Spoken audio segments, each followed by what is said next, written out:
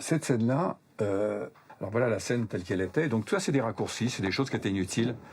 Voilà, ça venait donc après l'église, directement. Voilà, elle a oublié ses clés. Donc elle laisse son sac. Là, on va voir le jeune juge, puisqu'on sait qu'ils habitent l'un à côté de l'autre. Le jeune juge qui monte dans sa voiture, dans son 4x4, et qui s'en va.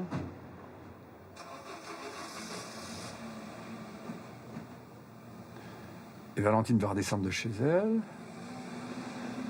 Voilà, c'est un mouvement de caméra, tout ça pour... voilà. Donc c'est une espèce de...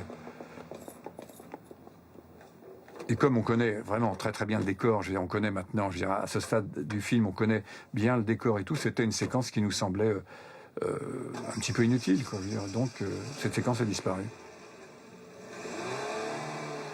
Voilà, et là, en fait...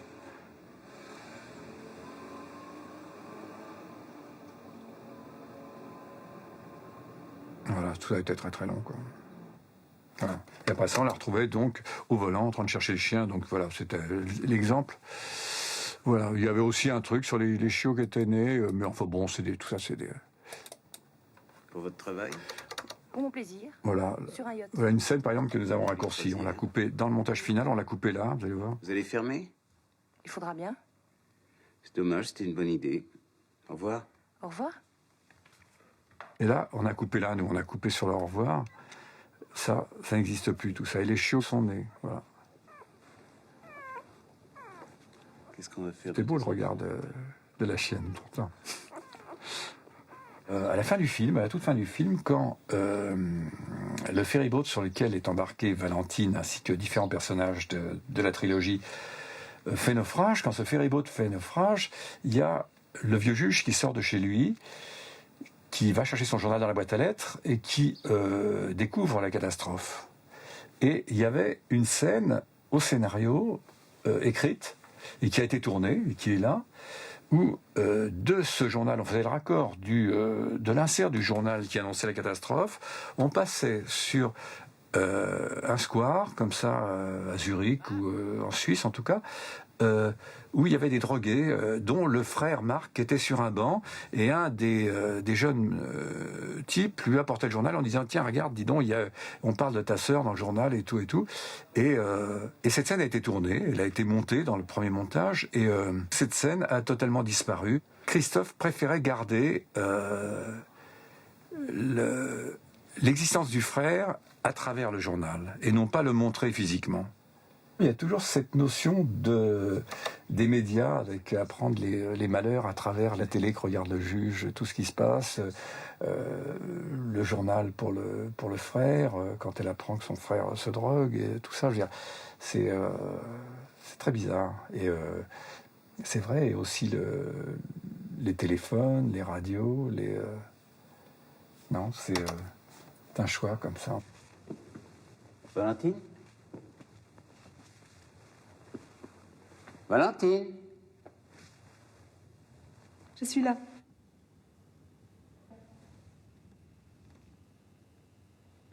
Attention, c'est haut. Alors là c'est un autre exemple. Christophe, dans une scène, Christophe Kieslowski, donc, avait tourné cette scène entre le moment où le livre tombe et le moment où le vieux juge ramasse le livre et parle avec Valentine et qui se déplace. Il y a tout un mouvement où ils se déplacent et ils descendent dans la fosse d'orchestre, et il y avait plusieurs plans comme ça avec des mouvements où on voyait les pieds de Valentine qui descendaient l'escalier, où s'asseyait et tout. Et Christophe n'aimait pas du tout la façon dont il avait tourné cette scène. Je veux dire, il était embêté par, je sais pas, il y avait quelque chose de lourd, de conventionnel, il y avait quelque chose qu'il n'aimait pas. Et un jour, il m'a dit, il faudrait vraiment que nous penchions sur ce montage et qu'on regarde s'il n'y a pas moyen de garder l'essence du dialogue, mais on va essayer de placer ce dialogue d'une façon totalement arbitraire, mais qui va fonctionner quand même. Pendant plusieurs répliques, le montage sera axé sur des gens qui écoutent et non pas des gens qui parlent. Voilà. Et donc, nous avons essayé, et miraculeusement, je veux dire, la magie du montage fait que ça fonctionne très très bien. Et du coup, Christophe a pu résoudre ce problème de mise en scène qui le chiffonnait un peu comme ça, Donc, d'ailleurs, je vais vous montrer les deux exemples. Donc, voilà, ça c'est le tournage Non. tel qu'il a été effectué. Il jouait Molière.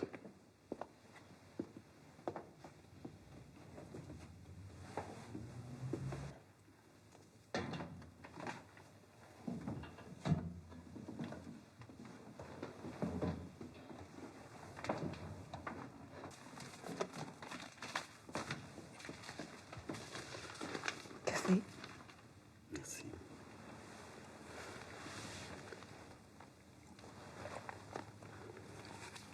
Pas terrible ce café.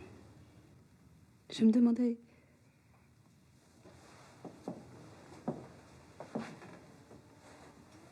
Pourquoi vous m'aviez parlé de ce marin?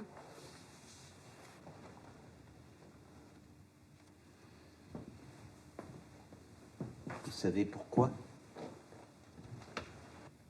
Oui.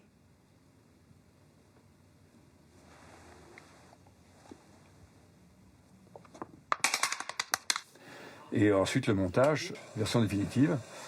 Et on passait directement, voilà, sur Pas terrible ce café. Pas terrible ce café.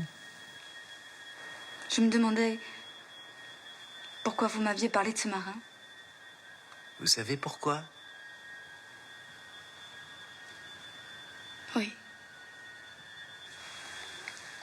Voilà.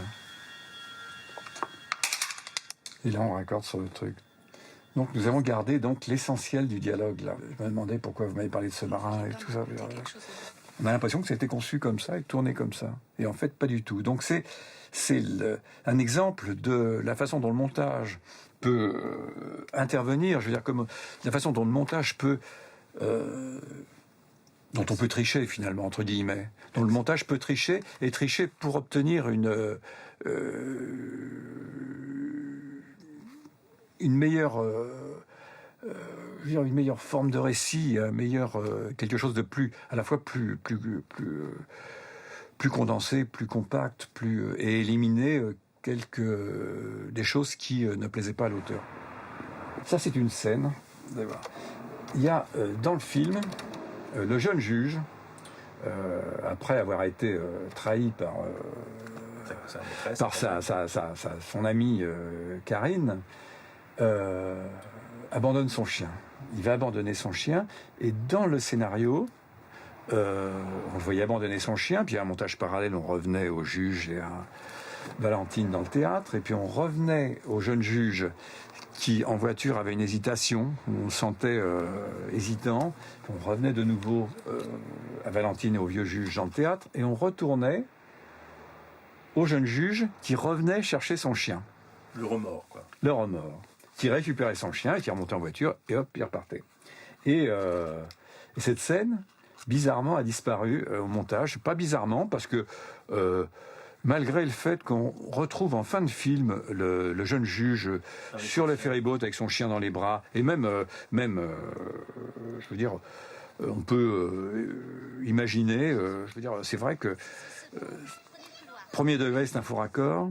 Au second degré, on peut très bien se dire, tiens, il a repris un chien, évidemment, le même. Donc, il n'y a pas de problème. Donc, mais ça, fait partie des choses que Christophe appréciait quand même. Je veux dire, il aimait bien laisser des parts comme ça de mystère. Je veux dire, donc ça, c'est... Voilà. C'est une séquence que vous allez voir, c'est une séquence donc, où le jeune juge, voilà, le chien était attaché toujours, et le jeune juge, voilà, rentrait dans le champ, et récupérait son chien. Mais c'est un exemple aussi de scènes sur lesquelles on ne va pas jusqu'au bout. C'est-à-dire des scènes, dans la ponctuation du film, au lieu d'avoir un point final, il y a une virgule. Voilà. C'est pour pas avoir une scène avec un début, un milieu et une fin tout le temps, qui donne un rythme très très lourd. Alors quelquefois, ça aussi, ça fait partie, voilà, d'un élément. Pourtant, c'est pas la durée qui... C'est pas la durée. C'est pas la durée. C'est plus sur... ouais. Plus, on va montrer une autre. Il y avait aussi plusieurs fois dans le film, Valentine rentre dans le café. En bas de chez elle. En bas de chez elle. Et elle joue. Et elle joue avec la machine à sous. Voilà. Ça, c'était un autre exemple, aussi, à un moment donné du film. Et on trouvait que c'était trop. Il y a déjà 2 fois dans le film, 3 fois c'était trop, ou il y a 3 fois et 4 fois c'était trop, je ne sais plus. Alors là c'est un autre exemple. On sait que le jeune juge a donc été trahi, et c'est la scène de rupture. Cette scène a disparu, donc vous allez la voir là. Voilà. Christophe a dû juger inutile, elle était un petit peu trop, je veux dire, un petit peu trop évidente, trop explicite, trop, à la fois, voilà, quoi. Donc déjà les choses sont bien nettes, je veux dire, quand le jeune juge escalade sur les poubelles, monte vers le balcon et qui découvre Karine faisant l'amour avec l'autre mec, il est bien évident que tout est dit. Donc là, on ne peut plus que redire, je veux dire, ce qui a déjà été dit. Je l'aime.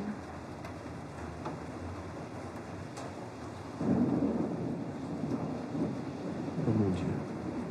Donc voilà, c'est un exemple de scènes qui sont un peu pléonasmatiques comme ça, qui ne font que raconter de nouveau ce qu'on a déjà, ce que le spectateur sait, quoi. Voilà. Voilà. J'ai vu Christophe, moi, l'ayant bien suivi, ayant vécu avec lui pendant 1 an et demi, je veux dire, j'ai vu Christophe moi sortir de Rouge souvent plusieurs fois, avec les yeux très embués comme ça, très touché par son propre film. Le Rouge pour lui est une réflexion sur la vieillesse, et sur la jeunesse, et sur Bleu est un film plus lyrique comme ça, plus brillant, c'est un exercice de style, c'est plus. Mais je crois que Rouge est un film plus profond pour lui, ouais. Et d'ailleurs, moi, toujours cette fameuse conférence de presse de Cannes pour Rouge, Krzysztof Kieślowski avait déclaré qu'il était arrivé avec Rouge à, si je ne m'abuse, je ne sais plus si c'est 50% ou 70% de ce qu'il voulait faire, mais qu'il avait l'impression que pour l'instant, il ne pouvait pas faire mieux. Je dirais que c'est pour ça qu'il s'arrêtait. En fait, il pensait qu'il avait atteint, qu'il avait besoin de... Il ne se sentait pas en état de faire mieux pour lui, avec son regard. Je veux dire, donc voilà, c'était la raison pour laquelle il souhaitait s'arrêter.